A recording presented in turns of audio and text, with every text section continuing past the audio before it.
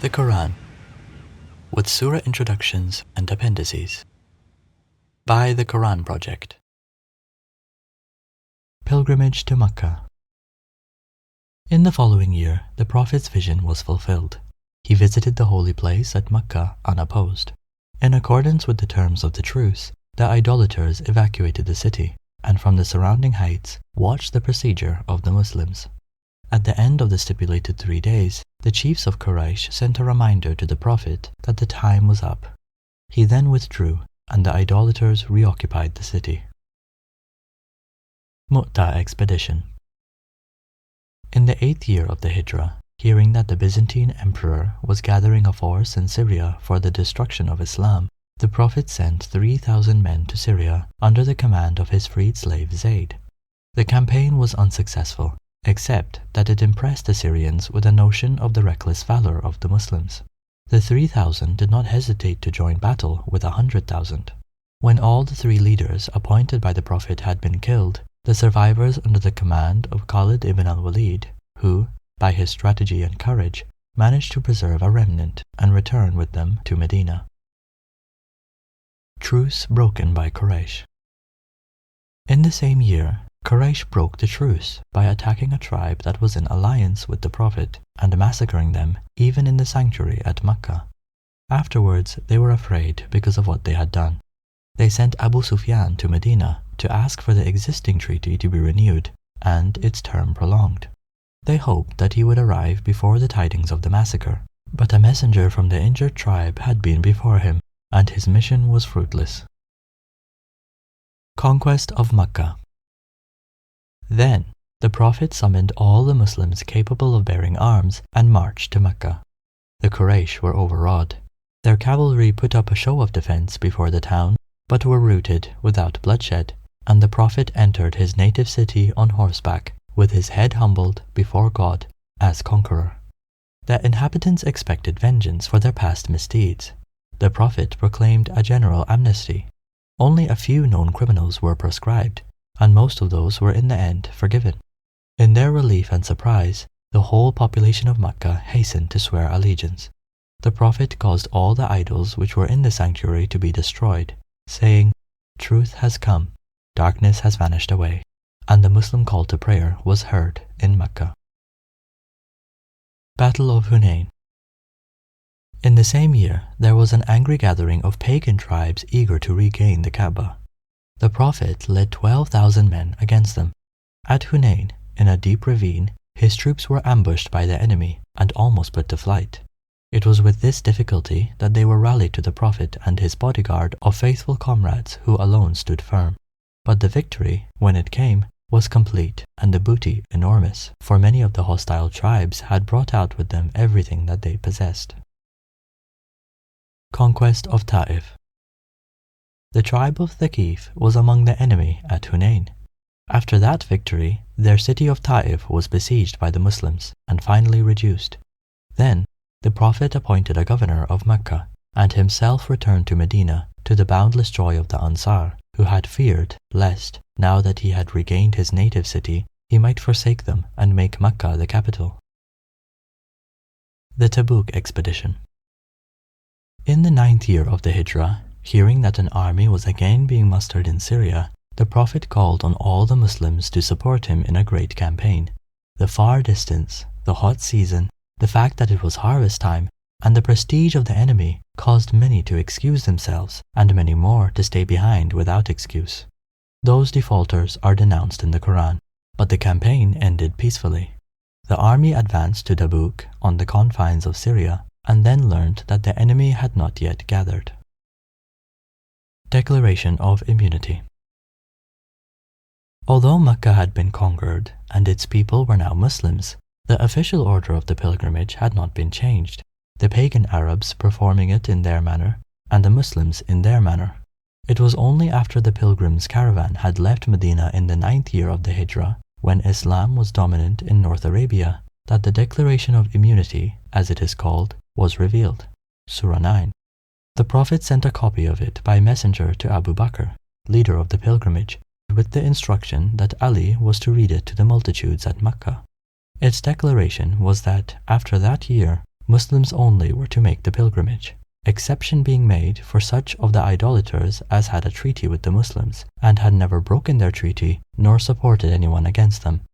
Such were to enjoy the privileges of their treaty for the term thereof, but when their treaty expired, they would be as other idolaters. That proclamation marks the end of idol worship in Arabia. The Year of Deputations. The 9th year of the Hijrah is called the Year of Deputations because from all parts of Arabia, deputations came to Medina to swear allegiance to the Prophet and to hear the Qur'an. The Prophet had become, in fact, the ruler of Arabia, but his way of life remained as simple as before. He personally controlled every detail of organization, judged every case, and was accessible to every supplicant.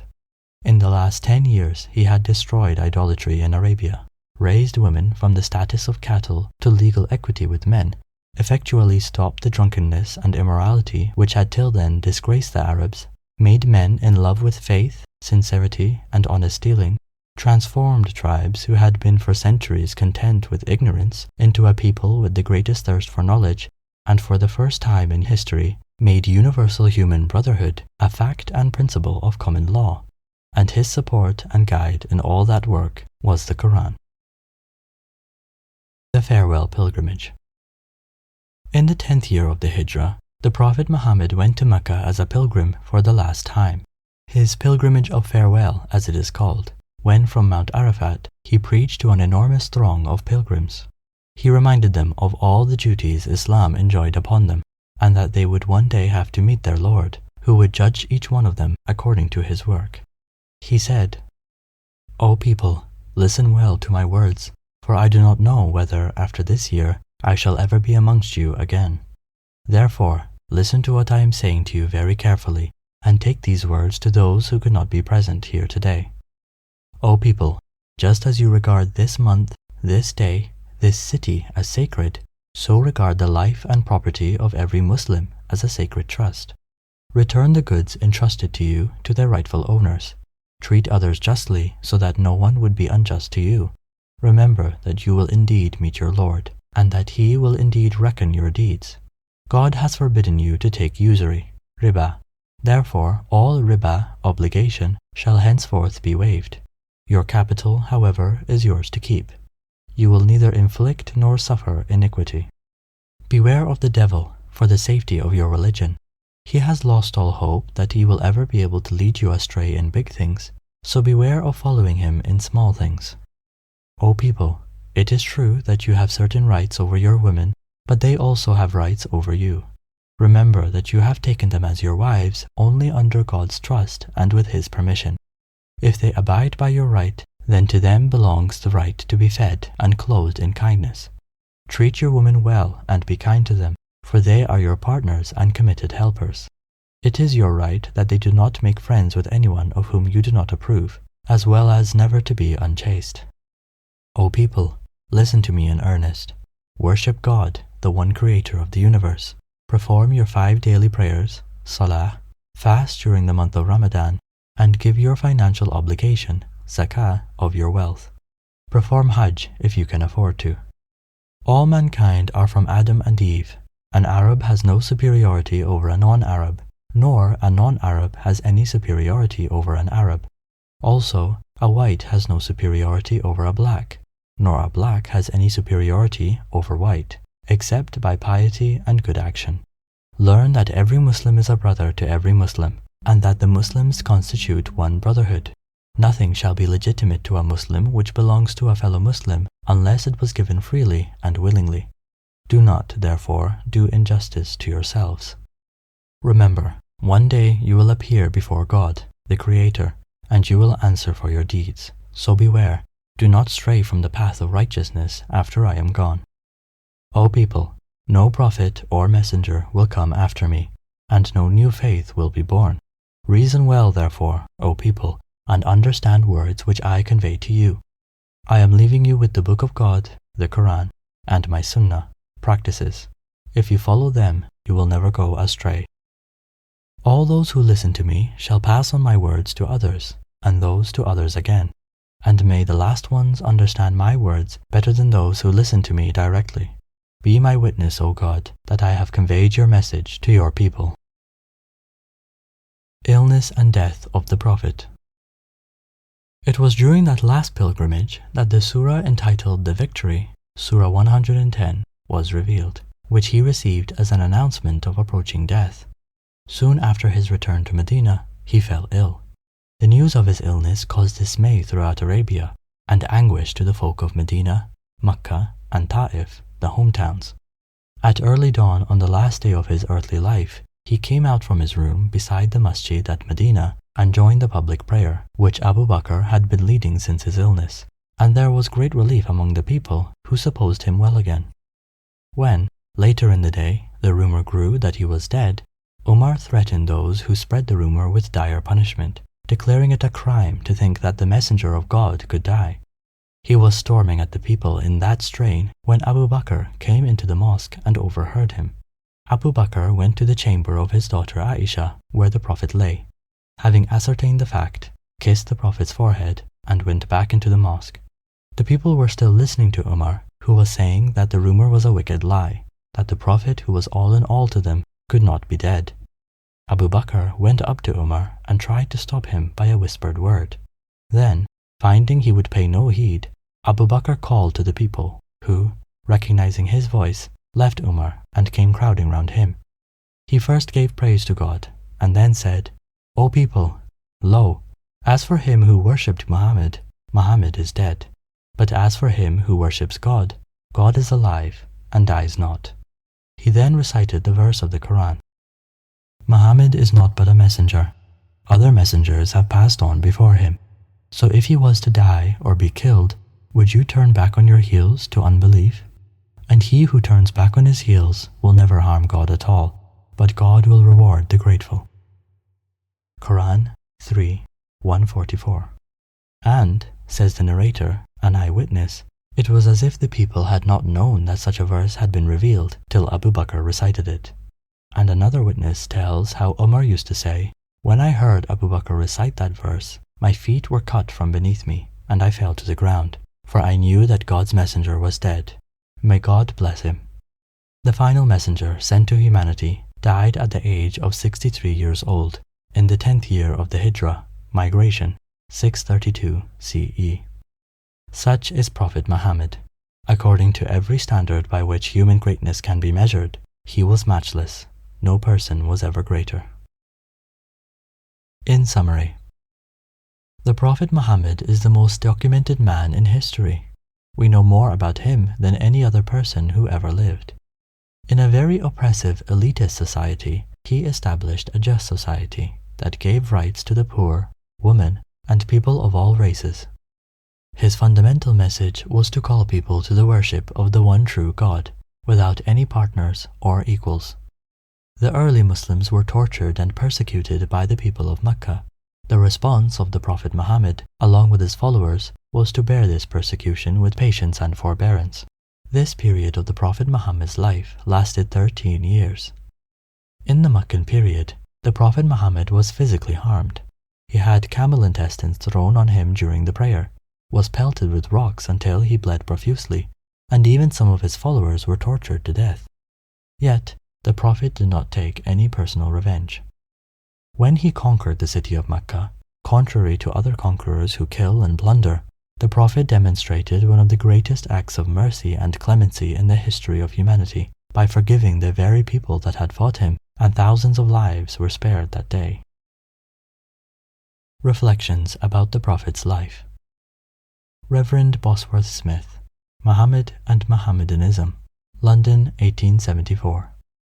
He was Caesar and Pope in one, but he was Pope without Pope's pretensions, Caesar without the legions of Caesar, without a standing army, without a bodyguard, without a palace, without a fixed revenue. If ever any man had the right to say that he ruled by the right divine, it was Muhammad, for he had all the power without its instruments and without its supports. George Bernard Shaw, The Genuine Islam, 1936. I believe if a man like him were to assume the dictatorship of the modern world, he would succeed in solving its problems in a way that would bring about much needed peace and happiness. I have studied him, the man, and in my opinion is far from being an antichrist. He must be called the savior of humanity. Alphonse de Lamartine, Histoire de la Turquie, Paris, 1854. If greatness of purpose, smallness of means, and astounding results are the three criteria of human genius, who could dare to compare any great man in modern history with Muhammad? The most famous men created arms, laws, and empires only. They founded, if anything at all, no more than material powers which often crumbled away before their eyes. This man moved not only armies, legislations, empires, peoples, and dynasties, but millions of men in 1/3 of the then inhabited world. Philosopher, orator, apostle, legislator, warrior, conqueror of ideas, restorer of rational dogmas, of a cult without images, the founder of 20 terrestrial empires and of 1 spiritual empire. That is Muhammad. As regards all standards by which human greatness may be measured, we may well ask, is there any man greater than he? Mahatma Gandhi, Young India, 1924. I wanted to know the best of the life of one who holds today an undisputed sway over the hearts of millions of mankind. I became more than ever convinced that it was not the sword that won a place for Islam in those days. It was the rigid simplicity, the utter self-effacement of the Prophet, the scrupulous regard for pledges, his intense devotion to his friends and followers, his intrepidity, his fearlessness, his absolute trust in God and in his own mission. When I closed the 2nd volume of the Prophet's biography, I was sorry there was not more for me to read of that great life. Michael H. Hart, The 100, a ranking of the most influential persons in history. My choice of Muhammad to lead the list of the world's most influential persons may surprise some readers and may be questioned by others, but he was the only man in history who was supremely successful on both the religious and secular level.